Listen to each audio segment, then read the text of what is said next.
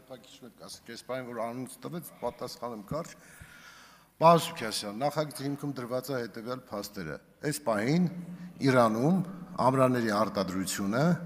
50%-ով արժեզրկվել է։ Գինը իջել է 50%-ով։ Մեր արտադրողները, որոնք այս արտադրում են եւ կարող են փակել ամբողջ արտադրությունը, այս 4-րդ գործանել պետք է, կարող են փակել ամբողջ պահանջարկը։ Արտադրողները կարող են փակել ամբողջ պահանջարկը, բայց այս պահին 60%-ը ներկրվում է, այս պահին 40%-ը արտադրվում է։ Քանի որ Իրանում գինը իջել է, արտադրողների տրված գներն են տրվել սմետաներում, նախագիծ նախահաշվում, մեր արտադրողների գներն է դրված, այսինքն այդ գինը չի փոխվելու։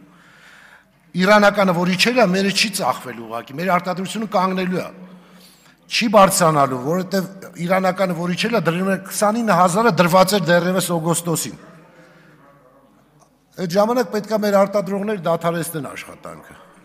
Եթե դադարեցնեն, մենք ունենանք դադարեցրեք այս դիալոգը։ Հազարավոր աշխատակիցների անգործություն եւ գործարանների փակում։ Տեղական արտադրողներին պաշտպանելու պրոյեկտ, այս պրոտեկցիոնիզմը կիրառվում է կառավարության եւ մեր կողմից առաջարկվում է, որ տեղական արտադրողին պաշտպանենք։ Շնորհակալություն։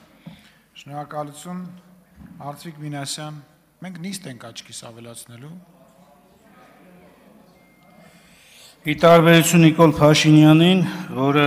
այս ամբիոնից անդադ հայոց պետականությանը վնասող հայտարարություններ անում, ես չեմ մտնի այդ դաշտ եւ չեմ անի հայտարարություն, որը կվնասի Հայաստանի Հանրապետությանն ու հայ ժողովրդին եւ Հայաստան համահայկական հիմնադրամին, բայց պետք է արձանագրեմ մեկ կարևոր հանգամանք։ Հանձնաժողովը ստեղծվեց։ Հանձնաժողովը պահանջեց կառավարությունից ներկայացնել մանրամասը տեղեկատվություն, թե ինչի վրա է ծախսվել 100 միլիոնից ավելի Հայաստան համահայկական հիմնադրամի միջոցները։ Կառավարության ներկայացած 11 ծրագրերի ֆինանսավորման աղբյուրները ուսումնասիրությամբ մեծամասնությունը պարզվեց, որ գործող բյուջետային ծրագրերի վերաբաշխումներ են։ Այս միջոցների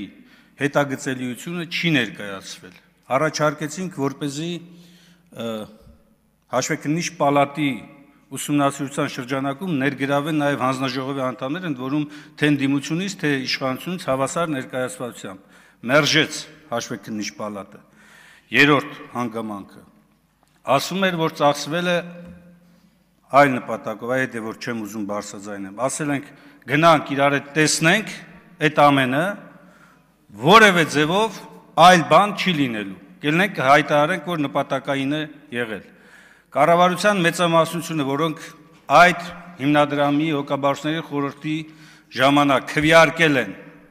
իրենք եղել են մեծամասնություն նպատակային նվիրատվության քվեարկության ժամանակ։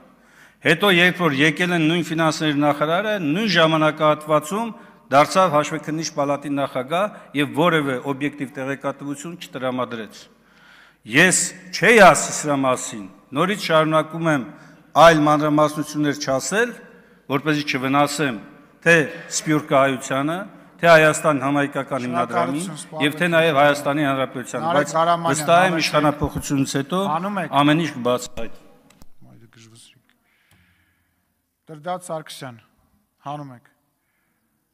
Արման Եղոյան, շնորհակալություն, Գեղամ Մանուկյան։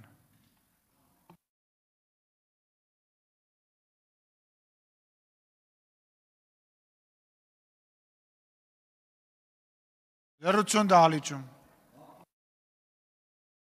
Լսի։ Սիրելի հայրենակիցներ, մի ռուսերեն բառ կա, որը ինչքան է փնտրեցի հայերենը դժվար է բովանդակությամբ գտնել։ Այդ բառը կոչվում է բեզաչոտնիկ։ Խոսքը ասում են, հետո դրա պատասխանը չեն տալիս ու չեն հիմնավորում։ Հիմա այսօր էլի բեզաչոտնիկության մի հերթական դրսևորում էր, երբ որ ակնարկելով Դաշնակցությանը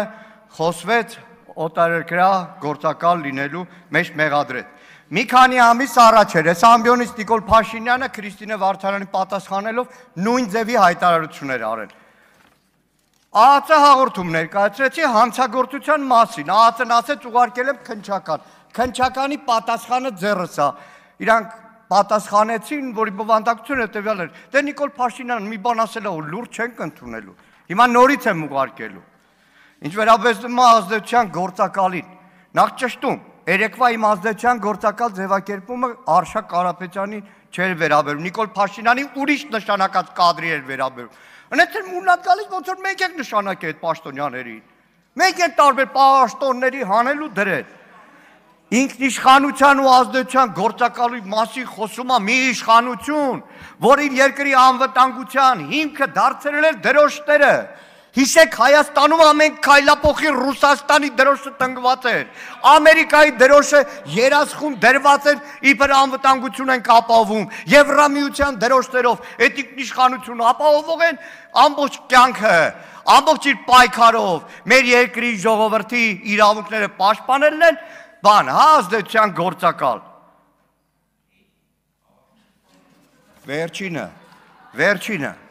Վերջինը։ Դիմում եմ նորից զինված ուժերին, սպաներին, բոլորին, այստեղից ձեզ բոլորիդ մեղադրեց ուրիշի ազդեցության գործակալ լինելու մեջ,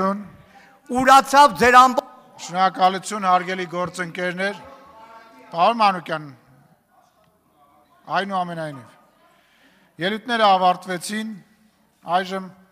եզրափակիչ ելույթի կարիք տեսնում եք, համեցեք պարոն Թունյան։